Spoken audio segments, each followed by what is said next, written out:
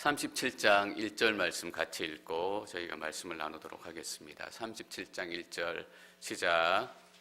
야곱은 자기 아버지가 살았던 가나안 땅에 살았습니다. 지난주에 저희는 36장 1절에서 43절까지를 통해서 에서가 에돔이 됐다라는 이야기를 묵상했습니다. 에서가 세일산에서 출발해서 얼마나 화려하게 또 성공한 삶을 살았는지, 그래서 족장도 생기고 왕도 생기고 그 스토리를 읽었습니다. 예수 믿지 않는 사람들도 이렇게 성공할 수 있구나, 에서도 이렇게 성공할 수 있구나 라는 것을 생각하면서 다소 충격을 사실 받기도 했습니다. 그런데 에서의 모든 성공을 이 한 문장으로 다 날려버립니다. 야곱은 자기 아버지가 살았던 가나안 땅에 살았습니다 라는 겁니다. 에서가 모든 누렸던 축복보다 성공보다 더 귀한 것은 야곱이 아버지가 살았던 가나안 땅에 아직도 살고 있다라는 이야기입니다.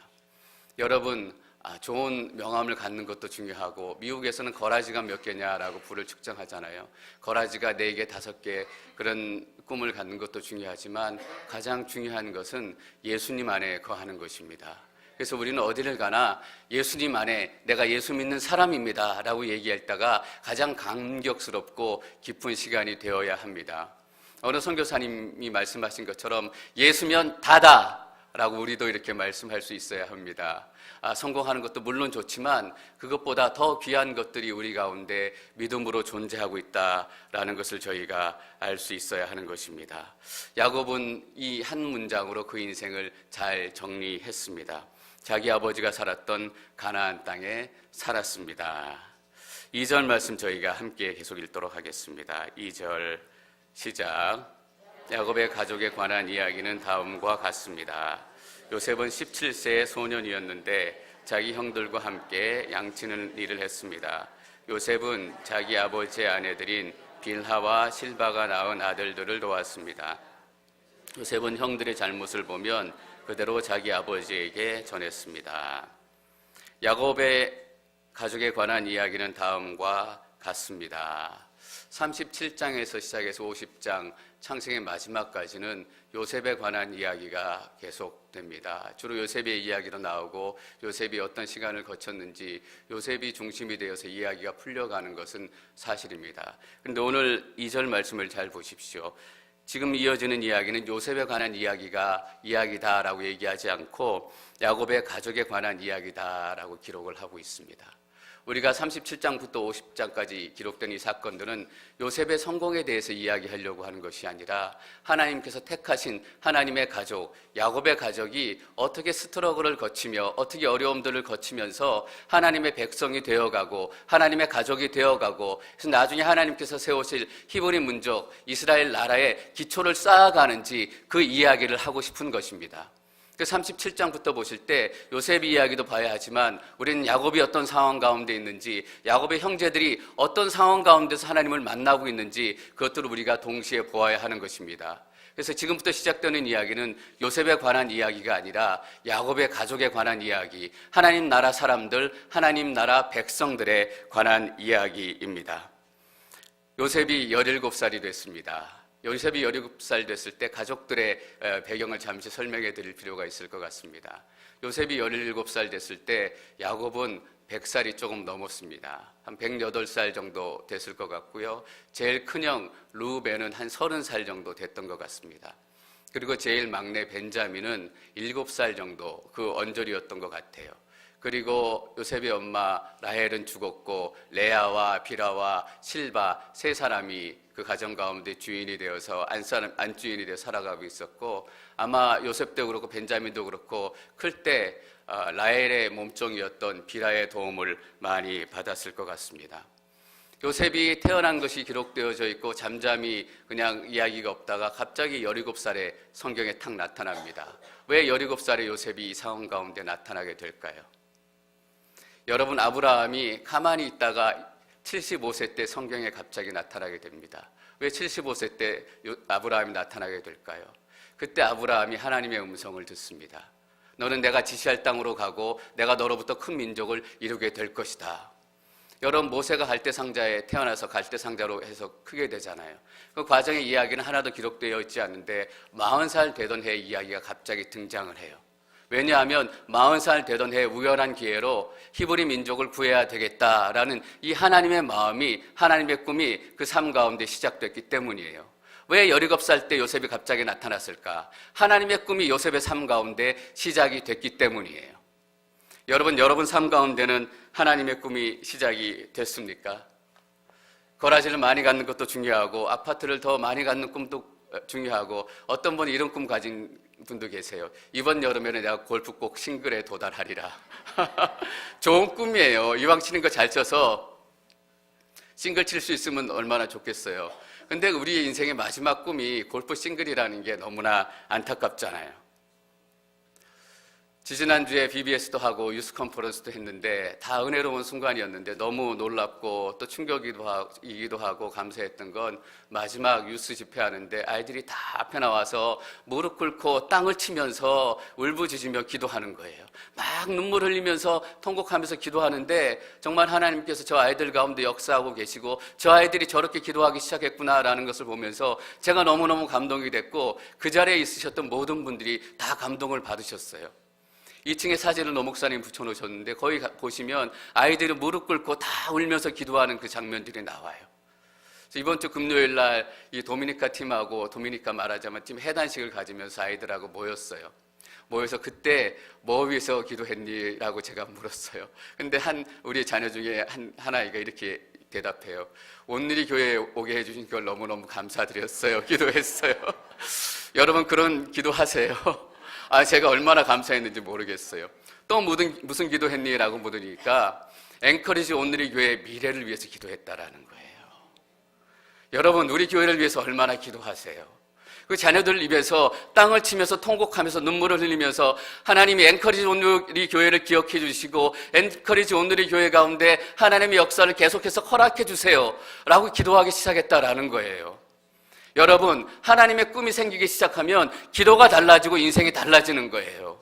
우리 간증을 들어봤지만 하나님의 그 꿈 안에, 인생 안에 생기기 시작하니까 고백이 달라지고 생각이 달라지고 기도가 달라지는 거예요. 여러분은 꿈을 가지신 지 얼마나 되셨어요?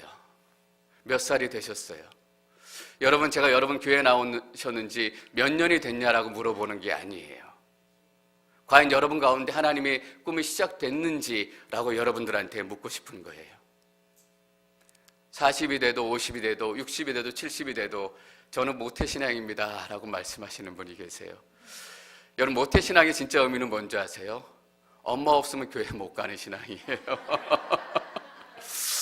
엄마 없으면 교회 안 가서, 모태신앙은 타주로 혼자 가면 교회 안 다녀요. 모태신앙은 뭐냐면 아내가 없으면 교회 안 오는 신앙이에요. 남편이 없으면 교회 안 오는 신앙이에요. 순장님이 안 계시면 혼자 뭘 못하는 신앙이에요. 누가 없으면 혼자 와서 예배도 못하고 사역도 못하고 자기 혼자서는 아무것도 할 수 없는 신앙이 바로 모태신앙이에요. 하나님의 꿈이 시작되지 않은 사람들은 모태신앙으로 계속 머물 수밖에 없어요. 여러분, 모태신앙은 태어날 때 축복으로 충분한 거예요. 이제는 우리가 17살이 돼야 되잖아요. 이제는 40살이 되고 75살이 돼야 되잖아요. 저는 여러분 가운데 진짜 하나님의 꿈이 시작되기를 축원합니다. 지금 우리의 육신적인 나이, 육체적인 나이가 몇이냐, 그게 중요하지 않아요. 하나님의 꿈이 시작되지 않았다면 우리는 하나님 안에서 우리 인생의 첫 페이지가 열리지 않은 거예요. 요셉은 17살 때 그 인생의 첫 페이지가 열렸고, 모세는 40살 때 열렸고, 아브라함은 75살 때 열렸어요. 저는 이 시간 여러분 인생의 첫 페이지가 열리기를 축원합니다. 이게 바로 하나님의 꿈이고 요셉이 17살이 됐다는 의미입니다. 요셉의 성품에 대해서 한 가지 기록한 것이 나와요. 요셉이 17세 소년이었는데 이런 성품을 가졌어요. 자기 형들과 함께 양치는 일을 했습니다. 요셉은 자기 아버지의 아내들인 비라와 실바가 낳은 아들들을 도왔습니다. 이래요, 요셉이. 요셉은 형들의 잘못을 보면 그대로 자기 아버지에게 전했습니다. 저는 이게 좋은 뉘앙스인지 나쁜 뉘앙스인지 모르겠어요. 요셉이 정말 정결하고 거룩한 사람이기 때문에 죄를 보면 견딜 수 없어서 아버지께 얘기하지만 않으면 됐다. 그런 정결한 마음 때문에, 정직한 마음 때문에 얘기했는지, 아니면 조금 나쁜 마음으로 형들을 골탕 먹이기 위해서. 그렇잖아요. 자기 혼자 사랑을 독차지하고 자란 그 아이들은 또 청년으로 자라면 자기밖에 몰라요. 그래서 자기 생각을 다 얘기하고 자기밖에 모르기 때문에, 특별히 여기 형들의 잘못을 아버지께 얘기했습니다 라고 얘기할 때 이 잘못이라는 히브리 단어가 디바라는 단어예요. 근데 이 단어가 어떨 때 좀 쓰이냐 하면 거짓된 것들을 이렇게 거짓으로 옮기고 소식을 전할 때 이 단어가 쓰여져요. 가데스 바네아에서 정탐꾼들이 가나안 땅으로 들어가잖아요. 그래서 그 땅을 정탐하고 나서 모세와 백성들에게 그 땅에 대한 잘못된 소식을 전해요. 그때 잘못된 소식이 디바라는 같은 단어예요. 하나님께서 원하지 않는 것, 하나님께서 허락하지 않는 것을 전했다라는 거예요. 저는 두 가지 다 생각해요. 요셉이 정말 착한 마음이고 정직한 마음이었기 때문에 그렇게 했을 수도 있지만, 요셉 마음 가운데 형을 골탕 먹이고 싶고 형들 위에 서고 싶고 내가 아버지의 사랑을 더 독차지하고 싶다라는 그런 마음이 있을 수도 있다라고 생각이 돼요. 요셉은 예수님이 아니기 때문이에요. 여러분, 아브라함이 하나님의 부르심을 받았지만 얼마나 자주 넘어지고 일어서고 실패하고 다시 일어서고, 이삭은 안 그랬어요. 야곱은 더 자주 쓰러지고 넘어지고 일어나고 회복하고. 여러분, 요셉은 예수님이 아니기 때문에 요셉 인생 역시 쓰러지고 넘어지고 다시 일어나고 회복하고 그 인생의 반복이었을 거예요. 어쩌면 아직 제가 다 이 요셉의 이야기를 준비하진 않았지만 요셉의 이야기를 묵상하고 나누는 가운데 우리가 그전에 보지 못했던 요셉의 약한 점들과 요셉의 약점들을 많이 보게 될지도 모르겠다라는 생각이 들어요. 왜냐하면 그 가운데 일어서고 그 가운데 역사하시는 것이 정말 하나님의 은혜이기 때문이에요. 그래서 어떤 번역에는 요셉이 형들을 고자질했다, 이렇게 부정적인 뉘앙스로 쓰기도 해요. 정직해서 그랬는지 나빠서 그랬는지 알 수는 없지만 결과는 어느 쪽이든 한 가지예요. 그 사실을 한 형들이 요셉이 싫었을 것이고 요셉하고 함께 있는 것이 꺼림칙했을 거고 요셉이 가까이 오는 게 마음이 안 들었을 거예요. 제가 3절 말씀 계속 읽도록 하겠습니다. 3절 시작.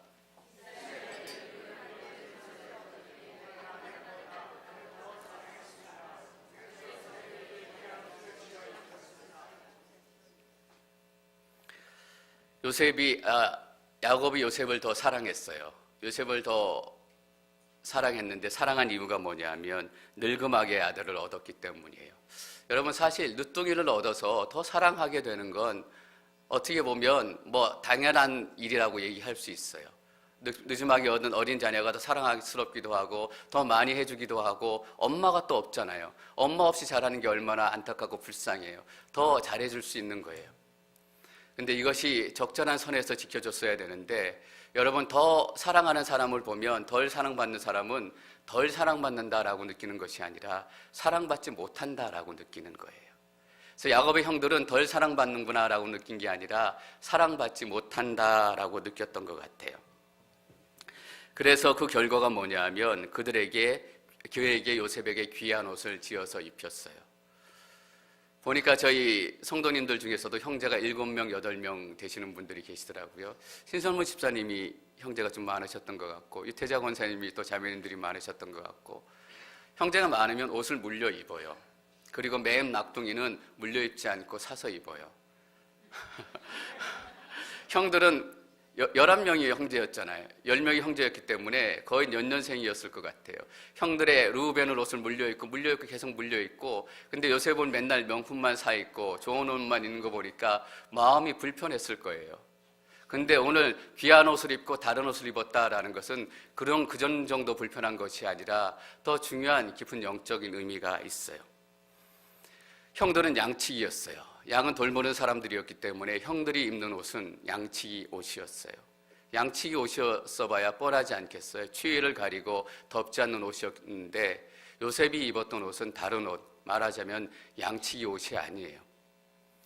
이것이 의미하는 것은 집안에 형들이 했던 일과 요셉이 했던 일이 달랐다라는 얘기예요. 형들이 양치러 저기 멀리 세겜이라는 이제 마을이 뒤에 나오게 되는데 50마일이 넘어요.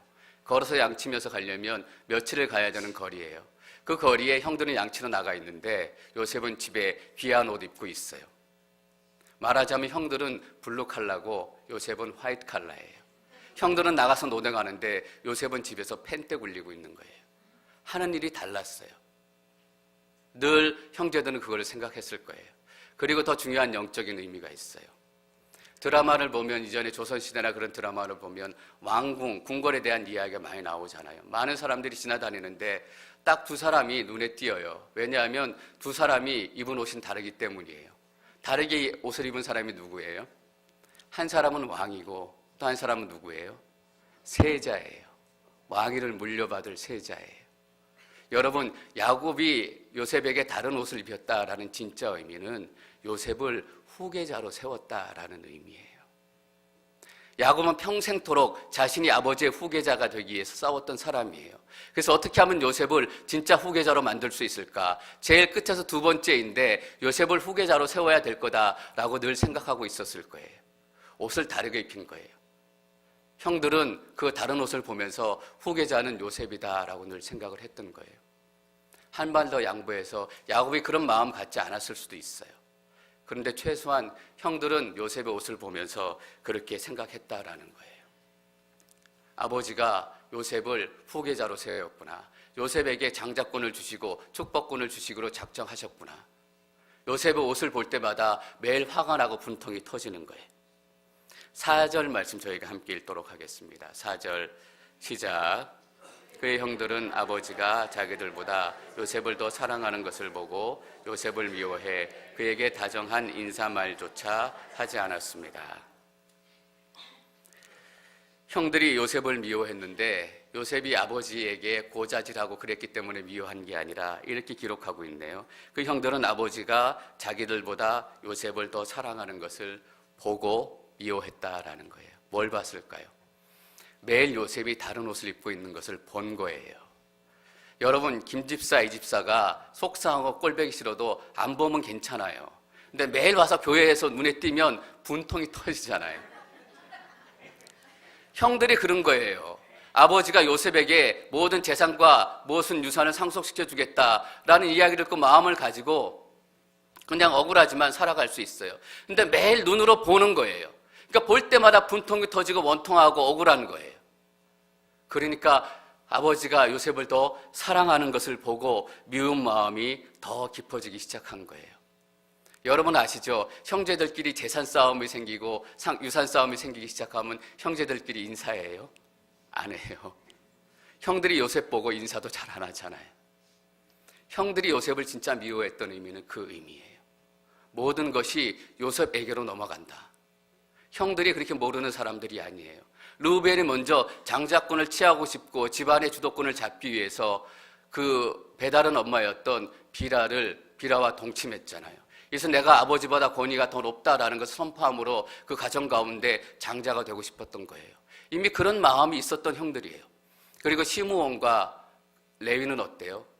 디나를 복수할 때 세겜에 가서 그 사람들만 죽였을 뿐만 아니라 돈들을 다 훔쳐와요. 이미 돈 맛을 다 알았던 사람들이에요. 진짜 그래서 화가 났던 거예요. 매일 모든 재산이 요셉에게로 다 넘어간다라고 눈으로 보니까 화가 나고 억울하고 도저히 참을 수가 없는 거예요. 이 상황 가운데 요셉이 두 가지 꿈을 꿔요.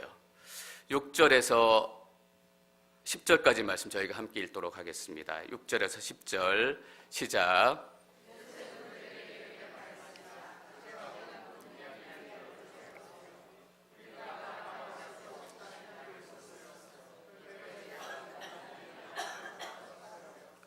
그러자 형님들의 단이 제 단을 둘러서서 절을 하는 것이었어요. 형들이 그에게 말했습니다. 내가 정말 우리의 왕이 되며 내가 정말 우리를 다스리겠다는 것이냐. 형들은 요셉의 꿈과 그가 한 말 때문에 요셉을 더욱더 미워했습니다. 그 후 요셉이 다시 꿈을 꾸고 형들에게 말했습니다. 보세요, 제가 또 꿈을 꾸었는데 해와 달과 11개의 별들이 제게 절을 했어요. 요셉은 형들뿐 아니라 아버지에게도 그 꿈을 이야기했습니다. 그러자 그 아버지가 그를 꾸짖으며 말했습니다. 무슨 그런 꿈을 꾸었느냐? 그러면 나와 내 어머니와 내 형들이 정말 내게 와서 땅에 엎드려 내게 절하게 된다는 말이냐? 두 가지 꿈을 꾸었는데 첫 번째 꿈은 형들의 곡식단이 일어나서 요셉의 단에게 절하는 거예요. 형들은 그 꿈의 이야기를 듣자마자 그 꿈의 의미가 뭔지 알았어요. 그렇다면 내가 우리의 왕이 되어서 다스리겠다는 말이냐라고 얘기를 해요. 어떤 의미예요? 아버지도 너를 택했는데 하나님도 너를 택하냐 이거예요. 아버지도 우리를 버렸는데 하나님도 우리를 버리고 너 하나님을 택하냐 이거예요. 그래서 형들이 억울한 거예요. 형들이 분한 거예요. 형들이 나중에 요셉을 구덩이에 던지면서 무슨 얘기예요? 꿈이 어떻게 되나 보자라는 거예요. 하나님도 아버지도 버렸는데 하나님도 우리를 버렸다고 내가 얘기한 그 꿈이 어떻게 되냐 이거예요. 형들이 요셉을 버린 결정적인 이유가 바로 이 꿈이에요. 그 자리를 한 것도 때문도 아니고 다른 때문도 아니고 우리가 모든 사람들에게 하나님마저도 버림받았다라는 거예요. 그 살아있는 현장에 누구예요? 요셉인 거예요. 그리고 아버지한테 이렇게 얘기해요. 해와 별 그리고 달 11개의 별들이 있는데 그 별들이 다 저에게 절을 했습니다. 야곱이 그러면 아버지와 엄마 형들이 다 너에게 종이 된다는 말이냐 이렇게 얘기해요. 무엇을 알 수 있어요? 야곱도 그 꿈을 듣자마자 어떤 의미인지 다 알았다라는 거예요. 형들도 이야기를 듣고 금방 알고 야곱도 꿈 이야기를 듣고 금방 알았는데 요셉은 그 꿈을 꾸고 무슨 의미인지 몰랐을까요, 여러분? 요셉이 꿈을 해석해서 총리에 오른 사람이에요. 그 꿈을 꾸어서 그 꿈이 어떤 의미이고 어떤 이 얘기를 했을 때 파장이 가져올지 다 알고 있었어요. 여러분 오늘 잘 보세요. 첫 번째 꿈은 형들에게만 얘기해요. 두 번째 꿈은 누구한테 얘기해요? 아버지하고 형하게 얘기해요. 첫 번째 꿈은 형들하고 상관이 있고 두 번째 꿈은 아버지도 상관이 있다라는 것을 다 알고 딱딱 얘기할 사람한테 딱딱 지어서 얘기해요. 여러분 요셉이 너무너무 순진하고 철없었기 때문에 그냥 아무것도 모르고 평소에 인사도 하지 않고 잘 얘기도 않는 퉁명스러운 형한테 가서 형 나 이런 꿈 꿨는데 해맑게 꿈 얘기했다라고 생각하지 마세요. 요셉 다 머리에 계획이 다 있는 거예요. 여러분 요셉이 17살이었어요. 17살이었다는 의미가 이런 의미도 있어요. 알만한 것은 다 알 수 있는 나이가 됐다라는 거예요. 10살짜리 설부지라서 형들이 자기를 미워해도 자기가 신기한 꿈을 꿨으니까 내 꿈 가서 형들한테 얘기하고 재밌게 놀아야지 이렇게 꿈 얘기한 거 아니에요. 17살이면 내 이야기를 했을 때 형들이 어떤 반응 보이고 이 꿈의 진짜 의미가 뭔지 요셉은 다 알고 있었다라는 거예요. 근데 결심했어요. 이 이야기를 형들한테도 얘기하고 아버지하고 형들한테 가서 얘기해야 되겠다. 왜냐하면 아버지도 나를 택했고 하나님도 나를 택했다라는 것을 은근히 얘기하고 싶었기 때문이에요. 그러니까 나 함부로 대하지 말라 이런 마음이 있는 거예요. 여러분 하나님의 꿈이 우리의 꿈이 되는 순간 우리 가운데는 구원의 사건이 시작이 돼요. 그런데 하나님의 꿈이 우리의 욕심이 되는 순간 사고가 생겨요. 큰 자가 작은 자를 섬길 것이다 라는 것은 야곱의 인생을 향한 또 야곱의 가정을 향한 하나님의 계획이자 하나님의 꿈이었어요. 어느 순간부터 이것이 하나님의 꿈이다라는 것을 엄마 리브가로부터 듣고 야곱은 알았어요. 그래서 하나님의 꿈이 내 꿈하고 같아진 거예요. 조심해야 될 부분이 바로 여기에요. 그런데 하나님의 꿈이 내 욕심이 되는 거예요. 여러분 하나님의 꿈이 내 욕심이 되는 순간 기다릴 수가 없게 돼요. 초조해지기 시작해요. 안 이루어지면 어떻게 하나 걱정되기 시작해요. 그래서 하나님이 역사하시는 걸 기다리지 못하고 어떻게 해요? 내가 먼저 나가는 거예요. 그래서 야곱은 내 욕심이 되기 시작하니까 내가 먼저 해결하고 내가 먼저 하려고 그랬어요. 그래서 어떻게 돼요? 그 가정 가운데 사고가 생기잖아요. 그러니까 20년 동안 가족을 떠나서 하란 땅에 도망다니는 도망자의 삶을 계속해야 돼요. 17살 때 요셉이 하나님의 꿈을 꾸기 시작해요. 하나님의 꿈을 꾸기 시작하고 그 꿈의 의미가 뭔지 알았어요. 하나님의 꿈이 요셉의 꿈이 되면서 그 인생의 새로운 페이지가 시작이 돼요. 그런데 이 꿈을 통해서 내가 형제들을 다스리고 싶고 가장의 장자권, 상속권을 빨리 굳히고 싶다라는 욕심이 들어오는 순간 뭐예요? 그 가정 가운데 사고가 생기기 시작하는 거예요. 제가 어떤 목사님이 이렇게 간증하시는 얘기를 들었어요. 목회를 시작하시고 한참이 지났는데도 성도님도 안 오시고 목회가 너무너무 안 된다라는 거예요. 하나님 내가 이렇게 열심히 하는데 내가 이렇게 기도하는데 그러면서 땅을 치면서 주먹에 피가 날 정도로 이게 바닥을 치면서 기도했다라는 거예요. 하나님 왜 목회가 잘 안 되는 거예요? 왜 잘 안 되는 거예요? 저도 그렇게 기도할 때 있어요. 제가 목사기 때문에 그렇게 기도할 때가 있다는 걸 알아요. 하나님, 제가 이렇게 기도하고 제가 이렇게 헌신하고 이렇게 하는데 왜 이 부분이 이렇게 안 되는 거예요? 막 땅을 치면서 기도해요. 근데 기도하고 나서 제가 깨닫게 되는 건 정말 내가 하나님의 나라 때문에, 하나님의 복음 때문에, 하나님의 영광 때문에 피가 나도록 땅을 치면서 기도하느냐는 거예요. 아니에요. 억울해서 기도하는 거예요. 어떤 때는 내가 이렇게 노력하는데, 내가 이렇게 열심히 하는데 하나님 어떻게 안 될 수가 있어요. 억울하니까 내가 그렇게 기도할 때가 있다라는 거예요. 하나님의 꿈이 건강한 교회를 세워야 되겠다라는 하나님의 놀라운 비전이 내 욕심이 되는 순간 그렇게 되는 거예요. 여러분, 우리는 하나님의 꿈을 가지고 하나님의 꿈이 우리의 비전이 되어서 모든 일들을 시작을 해요. 내가 정말 열심히 일해서 성실히 일해서 하나님의 사람들을 섬겨야 되겠다. 내가 정말 건강한 몸을 다시 회복해서 하나님의 사역을 잘 감당해야 되겠다. 근데 어느 순간 욕심이 되잖아요. 열심히 벌어서 더 좋은 명함 가져야 되겠다. 열심히 벌어서 가라지 한 개 더 늘려야 되겠다. 건강해서 내가 더 힘나서 골프 싱글이 돼야 되겠다.